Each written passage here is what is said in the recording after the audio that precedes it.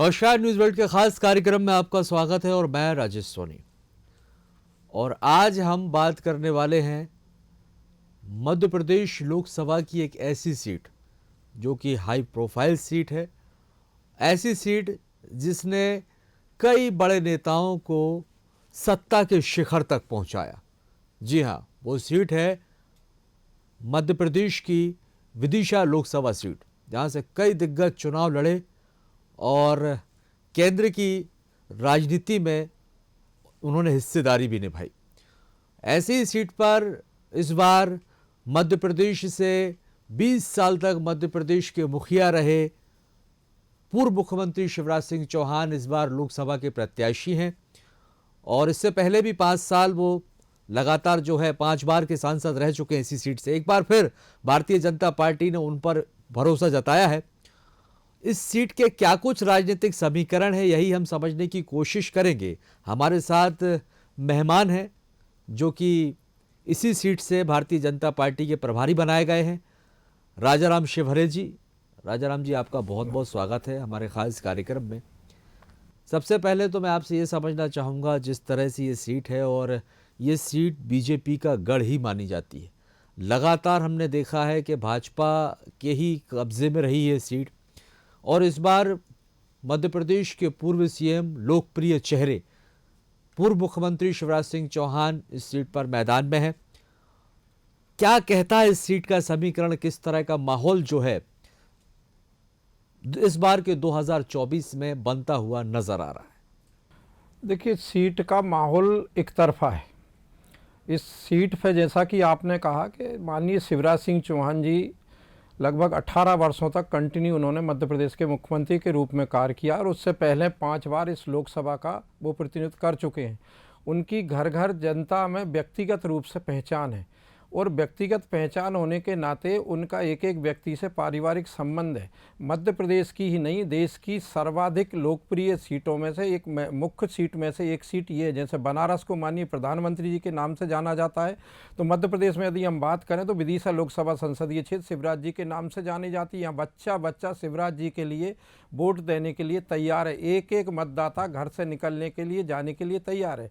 यहाँ कोई फाइट नहीं है, विपक्ष में कोई ना तो उम्मीदवार है ना पार्टी है। मैं पूरे लोकसभा का भ्रमण कर चुका हूँ, प्रवास कर चुका हूँ। 8 विधानसभाओं में मैंने प्रवास किए हैं, संपूर्ण मंडलों में मैंने प्रवास किए हैं। कहीं भी कांग्रेस के झंडे बैनर नहीं दिख रहे हैं, कहीं भी कांग्रेस का कोई व्यक्ति, मैं आपको बताऊं, झंडा उठाने वाला प्रताप भानु जी के लिए दिखाई नहीं दे रहा है। वो तो नाम मैं बोल रहा हूं, जनता से यदि हम नाम पूछते हैं तो उनको ये तक नहीं मालूम कि कांग्रेस से कोई प्रत्याशी भी है या कोई चुनाव भी लड़ रहा है। तो ऐसा कोई यहाँ बिल्कुल नहीं है, एक तरफा माहौल है। शिवराज जी के लिए पूरे के पूरे वोट, 100% वोट, जितने भी वोट यहाँ डलेंगे शिवराज जी को मिलेंगे और 11 लाख से अधिक मतों से माननीय शिवराज सिंह चौहान इस सीट से विजयी होंगे। 33 साल बाद हम देख रहे हैं एक बार फिर भानु प्रताप सिंह और शिवराज सिंह, पूर्व मुख्यमंत्री शिवराज सिंह चौहान इस सीट पर आमने सामने होंगे। और जिस तरह से आपने जिक्र किया कि माहौल पूरा बीजेपी के पक्ष में बनता हुआ नजर आ रहा है। बहुत सेफ सीट मानी जाती है विदिशा, और जो अभी तक हम बात करते हैं कि वही सेफ सीट है और यहाँ से हमेशा बीजेपी का ही कब्जा रहा है। क्या इसके पीछे के मायने देखते हैं? पूर्व मुख्यमंत्री शिवराज सिंह चौहान को ही एक बार फिर ये सीट अगर भाजपा की तरफ से दी गई है, केंद्रीय नेतृत्व ने उन्हें उतारा है, इसके पीछे के क्या मायने हैं? क्या कोई बड़ी जिम्मेदारी पूर्व सीएम शिवराज सिंह चौहान को मिलने वाली है केंद्र में बिठाकर? ये तो बिल्कुल तय है। माननीय नरेंद्र मोदी जी ने, माननीय जेपी नड्डा साहब ने और माननीय अमित शाह जी ने जब माननीय भाई साहब शिवराज सिंह चौहान जी को लोकसभा का उम्मीदवार बनाया, तो उम्मीदवार बनाने से पहले ये तय कर लिया है कि शिवराज जी अब मध्य प्रदेश के नेता नहीं, भारत के नेता बनेंगे। और भारत के नेतृत्व क्षमता उनमें है, इसलिए उनको भारत सरकार में भारतीय जनता पार्टी के एक बड़े नेता के रूप में उनको एक बड़ी जिम्मेदारी माननीय नरेंद्र मोदी जी देने जा रहे हैं। और इसका मैं आपको बताऊं कि शिवराज जी एक विजन लीडर हैं। आपने देखा होगा, जब दिग्विजय सिंह के शासनकाल से मध्य प्रदेश में भारतीय जनता पार्टी का जब शासन आया, तो इस मध्य प्रदेश के अंदर ना सड़कें थी, ना बिजली थी, ना पानी थी, कोई भी सुविधा जनता के लिए नहीं थी, लेकिन शिवराज जी के विजन के कारण आप देखिए बीमारू राज्य से आज विकसित राज्य बन चुका है मध्य प्रदेश। 7 बार कृषि कर्मण अवार्ड मध्य प्रदेश को माननीय शिवराज सिंह चौहान जी के मुख्यमंत्रित्व काल में मिला है। इतना बड़ा नेता जिसने एक एक व्यक्ति की चिंता की हो, कि एक व्यक्ति एक वर्ग की नहीं, संपूर्ण मध्य प्रदेश की जनता की सेवा करने के लिए जो व्यक्ति 24 घंटे में से 20 घंटे 18 घंटे काम करके आज मध्य प्रदेश को इस इतने ऊंचे शिखर पर ले गए हैं। यही कारण है कि माननीय नरेंद्र मोदी साहब ने शिवराज सिंह चौहान साहब को यहाँ से लोकसभा का उम्मीदवार बनाया है और उनको भारत सरकार में बड़ी जिम्मेदारी वो देने जा रहे हैं।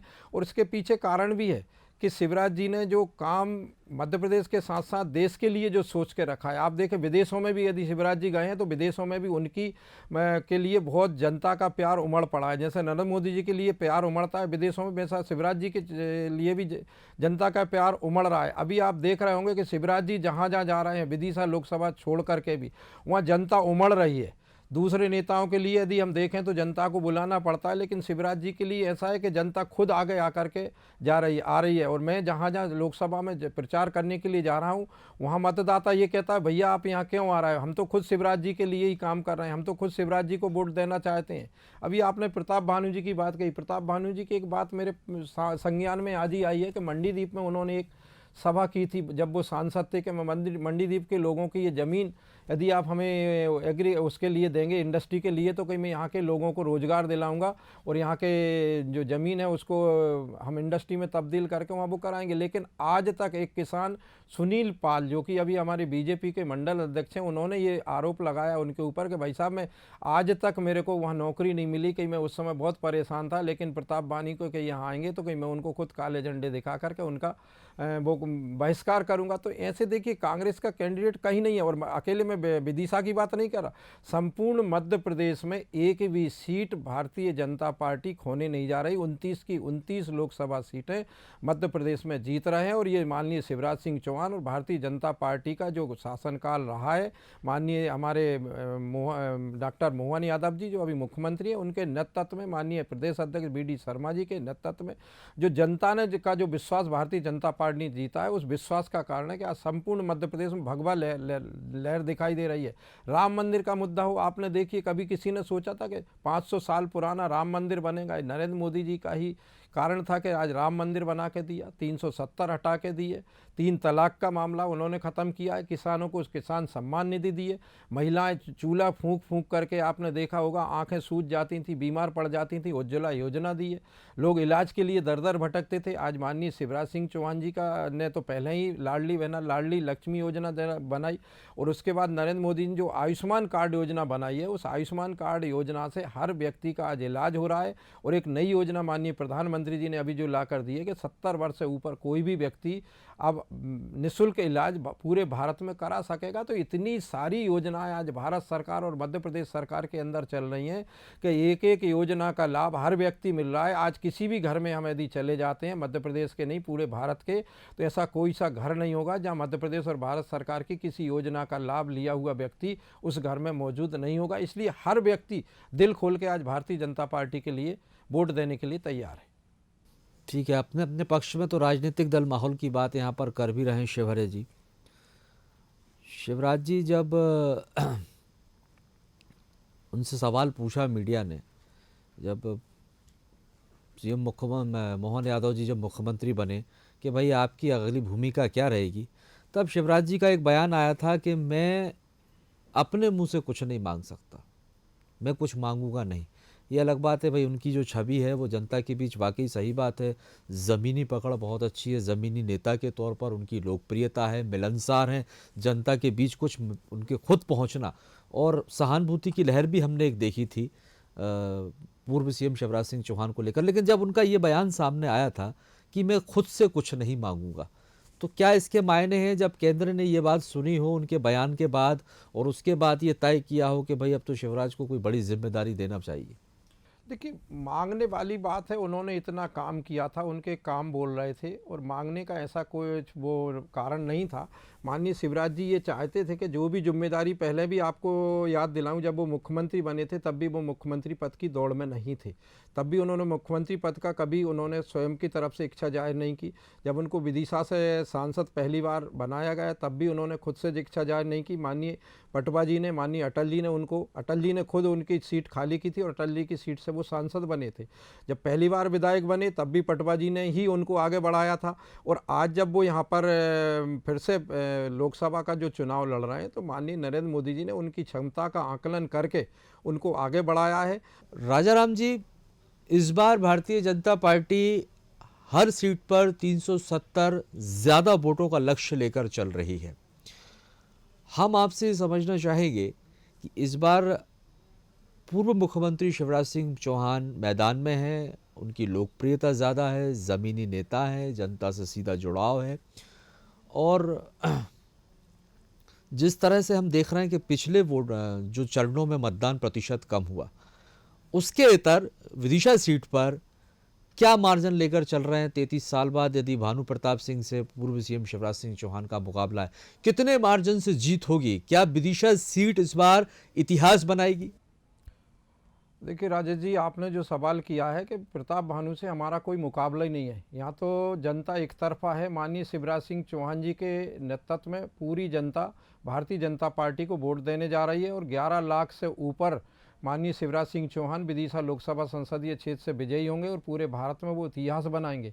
आपने अभी सुना होगा, थोड़े दिन पहले माननीय प्रधानमंत्री जी हरदा में एक सभा को संबोधित कर रहे थे, जहाँ सभा के अंदर माननीय शिवराज सिंह चौहान जी भी उपस्थित थे। उन्होंने सब जनता के सामने कहा था कि मैं शिवराज सिंह चौहान जी को दिल्ली ले जा रहा हूं। तो आप सोचिए कि इतना बड़ा नेता जो विश्व में पूरा, आज भारत यदि विश्वगुरु बनने जा रहा है, नरेंद्र मोदी जी के विराट व्यक्तित्व में भारत विश्वगुरु बन रहा है, और इसके पीछे नरेंद्र मोदी जी का जो व्यक्तित्व है वो ऐसे चुन चुन के लोगों को छांट छांट के अपने मंत्रिमंडल में ले जा रहे हैं। तो ये तय कर जब उन्होंने कर लिया है कि भारत माननीय शिवराज सिंह चौहान को वो दिल्ली ले जा रहे हैं, तो पूरी जनता ने भी ये तय कर लिया है विदिशा की कि शिवराज सिंह चौहान को इस बार हम सर्वाधिक मतों से जिता करके दिल्ली भेजेंगे। और शिवराज सिंह चौहान जी को दिल्ली के अंदर इतनी बड़ी भूमिका मिलने जा रही है जो माननीय प्रधानमंत्री जी अपने मुंह से खुद बयां कर चुके हैं। और माननीय प्रधानमंत्री जी का जो विजन चल रहा है, आज देखिए संपूर्ण भारतवर्ष में उन्होंने जो महिलाओं के कल्याण के लिए जो योजनाएं चलाई हैं, वो कल्याण, चाहे उज्ज्वला योजना हो, चाहे प्रधानमंत्री आवास योजना हो, आयुष्मान कार्ड योजना हो, और आतंकवाद आज आप देख रहे होंगे संपूर्ण भारतवर्ष से समाप्त हो चुका है। माननीय हमारे प्रधानमंत्री नरेंद्र मोदी जी की ही देन है कि एक समय था जब भारत की संसद के ऊपर आतंकवादी हमला करते थे, लेकिन आज आप पूरे भारत में कहीं भी आतंकवादियों का नाम नहीं सुनते हैं। उनके घर में घुस के हमने मारा है। ऐसा प्रधानमंत्री को हमें हाथ मजबूत करना है, और यदि प्रधानमंत्री के हाथ मजबूत करना है तो शिवराज जी जैसे लोकप्रिय नेता को हमें भारत की संसद में भेजना पड़ेगा, जो इतना विजन लेकर के पूरे भारत का विकास करना चाहते हैं। और भारत के अंदर एक ऐसी लोकसभा संसदीय क्षेत्र विदिशा होगी जो पूरे भारत में एक आदर्श लोकसभा होगी, जिसका विजन माननीय शिवराज सिंह चौहान खुद कह चुके हैं। और उन्होंने एक और बात कही है कि जिस लोकसभा के जिस भी बूथ पर मेरे को पूर्ण मतदाताओं का समर्थन प्राप्त होगा, पूरे वोट उन्हें प्राप्त होंगे, वो बगैर बुलाएं उस बूथ पर जाएंगे और उस बूथ पर जाकर के उस बूथ से रिलेटेड जो भी समस्याएं होंगी वहाँ का वो समाधान करेंगे। तो ऐसे विजन लीडर हमारे पास दोनों नेता चल रहे हैं, चाहे वो माननीय नरेंद्र मोदी हो, चाहे माननीय शिवराज सिंह चौहान हो। तो आप निश्चिंत रहिए, कांग्रेस का यहाँ सफाया हो रहा है, प्रताप भानु जी की यहाँ जमानत जब्त हो रही है, और शिवराज सिंह चौहान 11 लाख से भी अधिक मतों से विजयी होकर भारत की संसद में पहुँच रहे हैं। प्रधानमंत्री नरेंद्र मोदी के ताबड़तोड़ दौरे हमने मध्य प्रदेश में देखने को मिले, कई रोड शो उन्होंने किए, और जिस तरह के दावे किए जा रहे हैं, बयानबाजियों में हमने देखा कि अभी आपने जिक्र किया राष्ट्रवाद का, अभी आपने जिक्र किया राम मंदिर के मुद्दे का, तो ये वो तमाम मुद्दे हैं। विपक्ष इनको लेकर ये कह रहा है कि भाई बीजेपी के पास बताने के लिए कुछ नहीं है, 10 साल की उपलब्धियां, इसलिए इस तरह के मुद्दों को भी बीजेपी जो है वो लेकर सामने आ रही है। और जो घटता मतदान प्रतिशत है, इसको लेकर भी विपक्ष का यही कहना है, यही वजह है जनता की उदासीनता। नहीं, मतदान प्रतिशत घटने का कोई कारण जो है, मैंने आपको बताया कि मतदान दो कारणों से घट रहा है। एक तो किसानों का काम चल रहा था, किसानी का काम चल रहा था, दूसरा शादी विवाह थे, और सबसे बड़ी बात आज कांग्रेस का मतदाता वोट डालने जा ही नहीं रहा, और यदि वो जा भी रहा है तो वो भारतीय जनता पार्टी के पक्ष में दे रहा है वोट। इसलिए मतदान आप निश्चित, भारतीय जनता पार्टी का जो पिछला मतदान प्रतिशत था, मैं आपको बताऊं, उससे 10% अधिक वोट इस बार भारतीय जनता पार्टी हर पोलिंग बूथ पर, हर लोकसभा सीट पर लेने जा रही है। प्रधानमंत्री जी का इतना सशक्त नेतृत्व पूरे भारतवर्ष में आज भ्रमण कर रहा है। प्रधानमंत्री जी एक एक लोकसभा सीट पर जाकर के या तो रोड शो कर रहे हैं या सभाएं ले रहे हैं। तो और जो जनता आज वोट करने जा रही है वो माननीय प्रधानमंत्री को तीसरी बार, नरेंद्र मोदी जी को फिर से प्रधानमंत्री बनना देखना चाहती है। और पूरे भारत का बच्चा बच्चा, एक एक महिला, एक एक पुरुष, पूरे महानुभाव आज फिर से भारत को विश्वगुरु बनना देखना चाहते हैं।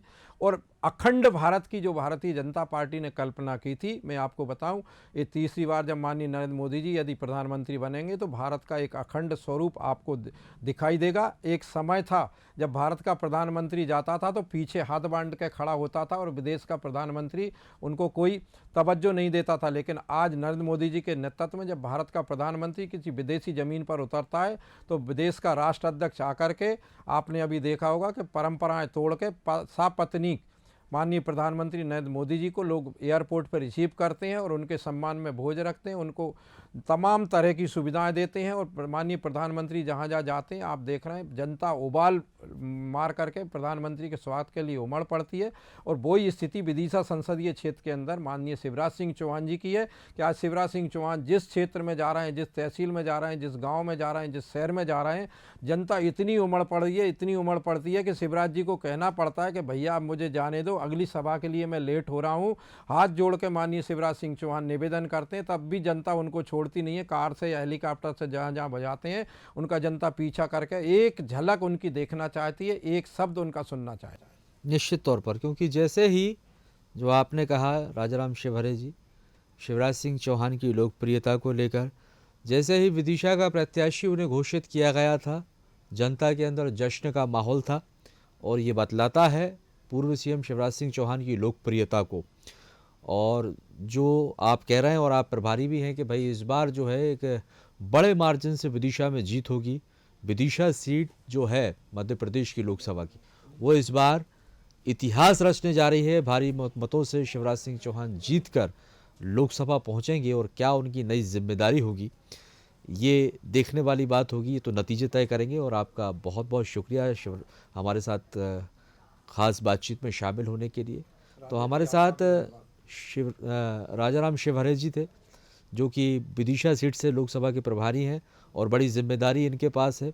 और जिस तरह से कार्यकर्ता दमखम से जुटा हुआ है और ज़्यादा से ज़्यादा जो लक्ष्य है बीजेपी का वोट प्रतिशत बढ़ाने के लिए, उसमें भी जो है यहाँ पर बीजेपी का हर कार्यकर्ता जुटा है।